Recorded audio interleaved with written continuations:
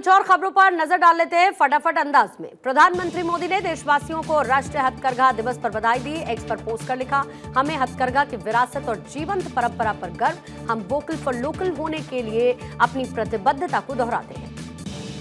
Wrestler Vinesh Phogat Paris Olympic से बाहर हो गई। वजन 50 किलोग्राम से ज्यादा मिला। विनेश फोगाट का वजन 150 ग्राम ज्यादा। आज रात का फाइनल नहीं खेल पाएंगी डिस्क्वालीफाई होने के बाद विनेश फोगाट के ओलंपिक से बाहर होने पर प्रधानमंत्री मोदी ने किया पोस्ट, लिखा, विनेश आप भारत का गौरव हो, आप चैंपियंस की चैंपियन हो, मजबूती से वापसी करो, हम आपके साथ हैं।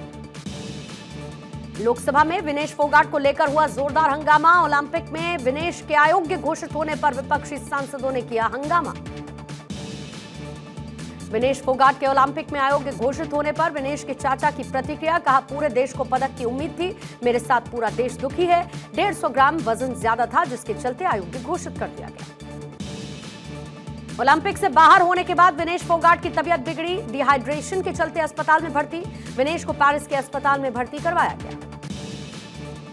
गृहमंत्री अमित शाह ने गुरुदेव रविंद्रनाथ टैगोर को उनकी पुण्यतिथि पर नमन किया। एक्स पर पोस्ट कर लिखा, गुरुदेव ने देशवासियों को आत्मगौरव की भावना जगाई, इनके विचार विश्व को आलोकित करते हैं। आज देश मना रहा है राष्ट्रीय हथकरघा दिवस। गांधीनगर में इस मौके पर मुख्यमंत्री भूपेंद्र पटेल ने प्रदर्शनी का उद्घाटन किया। सीएम योगी के अयोध्या दौरे का आज दूसरा दिन है। परमहंस रामचंद्र दास के समाधि स्थल पर पुष्प अर्पित कर श्रद्धांजलि दी। ब्रह्मलीन परमहंस रामचंद्र दास की पुण्यतिथि। सीएम योगी ने परमहंस की प्रतिमा का अनावरण किया। परमहंस रामचंद्र दास पुण्यतिथि पर बोले सीएम योगी, कहा, रामचंद्र दास का पूरा जीवन राम जन्मभूमि के लिए समर्पित रहा। राम मंदिर एक पड़ाव है, इसके आगे बढ़ना है। बांग्लादेश के मुद्दे पर पीएम मोदी की अहम बैठक। विदेश मंत्री एस जयशंकर और एनएसए अजीत डोभाल मीटिंग में मौजूद। बांग्लादेश में हिंदुओं पर हो रही हिंसा को लेकर सीएम योगी का स्टेटमेंट, कहा, पड़ोसी देशों में हिंदुओं को निशाना बनाया जा रहा, सनातन के लिए एकजुट होने की जरूरत। नोबेल विजेता मोहम्मद यूनुस बने। बांग्लादेश के अंतरिम सरकार के प्रमुख राष्ट्रपति मोहम्मद शहाबुद्दीन ने यूनुस की नियुक्ति का ऐलान किया। बांग्लादेश में तख्ता पलट के पीछे आईएसआई की भूमिका की आशंका। जमाते इस्लामी पर आईएसआई की ओर से फंडिंग किए जाने पर हसीना ने प्रतिबंध लगाया था, खुफिया रिपोर्ट में खुलासा। बांग्लादेश में जारी हिंसा और संघर्ष के बीच एयर इंडिया ने दोबारा से शुरू की ढाका के लिए उड़ान। एक्स पर पोस्ट कर जानकारी दी, भारतीयों की वापसी होगी सुनिश्चित। लखनऊ में अमौसी एयरपोर्ट पर बढ़ाई गई सुरक्षा। 10 अगस्त से विजिटर पास, एंट्री टिकट पर रहेगी रोक। बांग्लादेश में अस्थिरता, स्वतंत्रता दिवस के चलते फैसला। सीआईएसएफ के सुरक्षा कर्मियों की संख्या भी बढ़ा दी। बांग्लादेश में एक्टर शांतु खान की पीट कर हत्या। एक्टर शांतु खान के पिता की भी बेरहमी से हत्या। हिंसक प्रदर्शन के बीच दोनों फंसे थे। एक्टर ने फिल्म में शेख मुजीबुर रहमान का निभाया था किरदार। बांग्लादेश में लगातार हिंदुओं पर हो रही हिंसा पर भारत में आक्रोश। महाराष्ट्र नवनिर्माण सेना ने कहा, अगर बांग्लादेश के हिंदुओं को कुछ हुआ तो महाराष्ट्र के बांग्लादेशियों को हम ढूंढ निकालेंगे।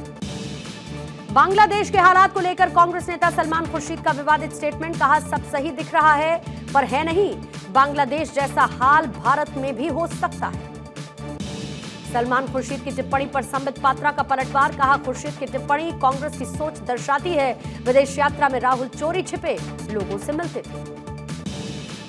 सलमान खुर्शीद की टिप्पणी पर गिरिराज सिंह का पलटवार, कहा, विपक्ष वोट के लिए टुकड़े टुकड़े गैंग की भूमिका निभा रहा।